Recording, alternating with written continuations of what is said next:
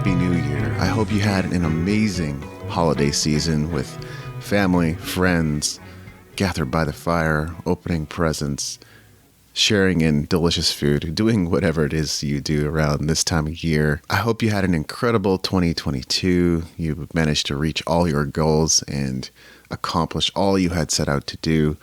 I'm looking forward to another incredible year and definitely looking forward to making some of the changes I'm looking at making, which is why I think this is a very timely episode. And I'm going to be looking back on the last year and share what happened and some of the ups and downs and adventures that I've had along the way.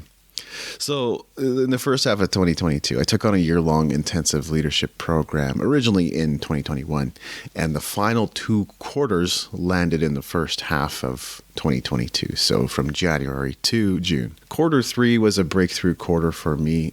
Specifically, a lot of stuff was going right in my life, but it was also when I got the news that I'd need to move out of the Abbotsford basement suite I've been staying at for a couple of years by the end of May. By quarter 4 of the program, I was running on fumes. I'd expended a lot of energy in quarter 1 and quarter 2 and quarter 3, and I had to remain watchful of my energy levels, and I'm really not overextending myself.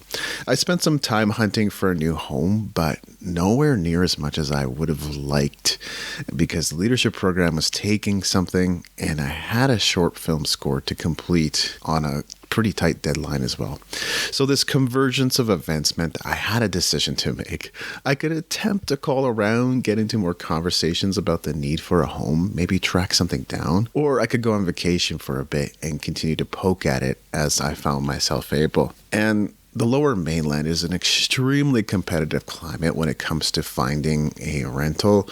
There really weren't that many units. When I started looking, I started seeing more on the market, but even kind of towards the end of my search, there were often over 100 applicants for a single unit. So for a variety of reasons, like unless you can make that your sole focus in life to find a place to live, it's probably just not going to happen out there right now. And so that's really how my nomadic life accidentally ended up starting up again. Prior to the end of the pandemic, I was starting to think to myself, well, do I really even want to travel anymore?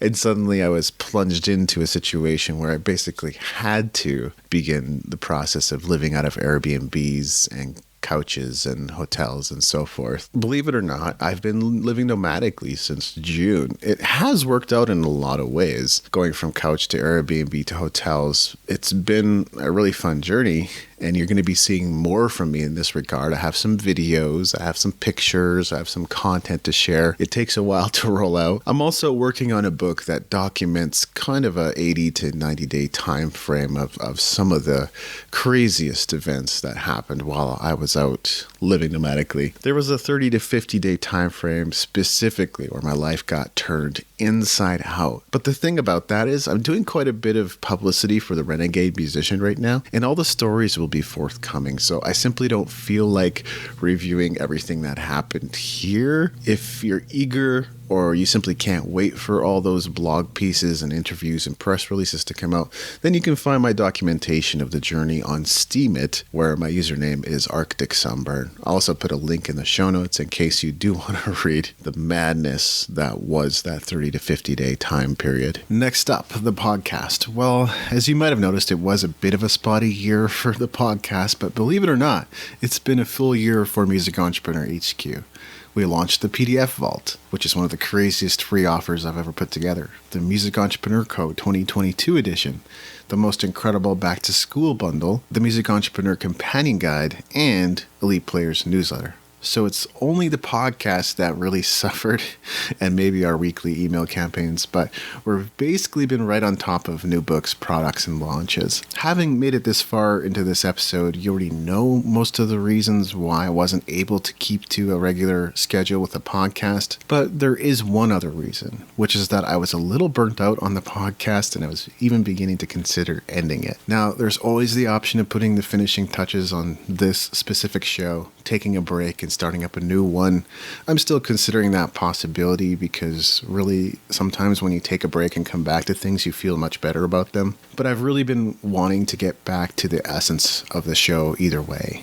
And the essence of the show is helping independent musicians create the lives they love through music, interviewing people who can illuminate my path, and sharing about experiments and the results they produced. Without this core concept intact, the podcast has a way of deteriorating into content that I need to produce each week, and that's not fun for me, and I imagine it's not as value-adding to you either. So it's really fair to no one the way things are right now. It's taken me a while, but I do feel more in touch with the core concept again, and I can also see how the content I create here can feed into the products I create. I've already declared 2023 the year of podcasts.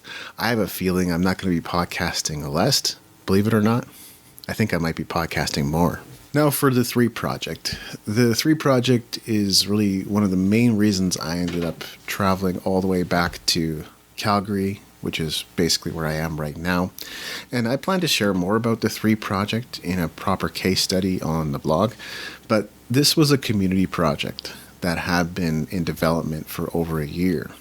I ended up participating as an associate producer, marketing strategist, web developer, as well as lighting and PowerPoint technician. We had 2 performances on December 1st and December 2nd. Weirdly, it's starting to feel like they happened a long time ago, even though they basically just happened the last month as I'm recording this. Overall, we received a lot of great feedback on the show, which is gratifying, and both nights we were nearly sold out.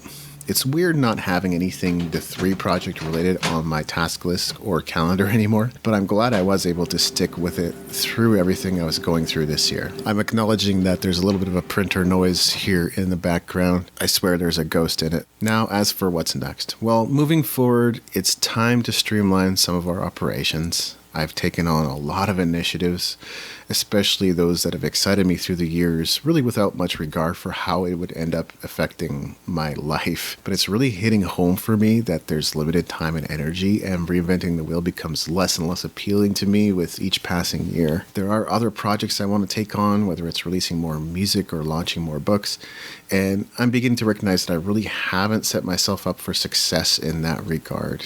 I've got all these commitments in terms of content deliverables for Music Entrepreneur HQ, and frankly, I'm simply not meeting them in the capacity I need to anymore.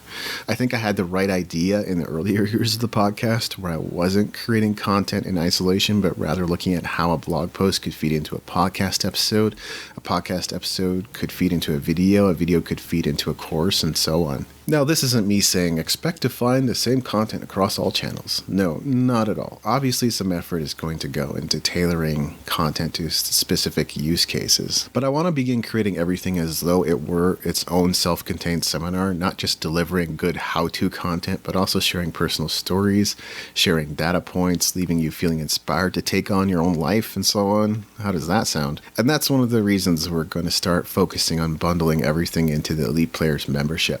Even as it stands, it's the most valuable thing we offer, but we want to make it even more valuable. We've launched so many standalone products to this point that having to set up a new sales page for every single offer has become completely insane, and it doesn't allow me to focus on delivering the highest value I possibly can, which is my personalized coaching.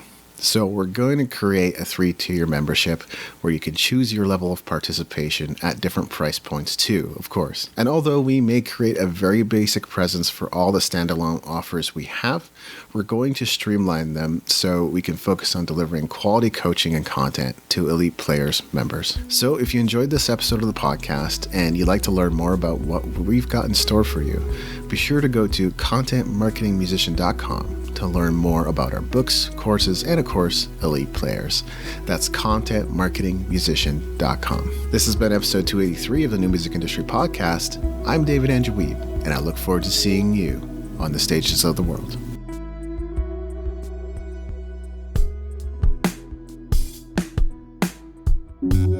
Thank you for listening. Music in this episode was brought to you by Brian Young. Wherever you're listening to this right now, please consider leaving a 5-star review and comment to help us get the word out about the podcast.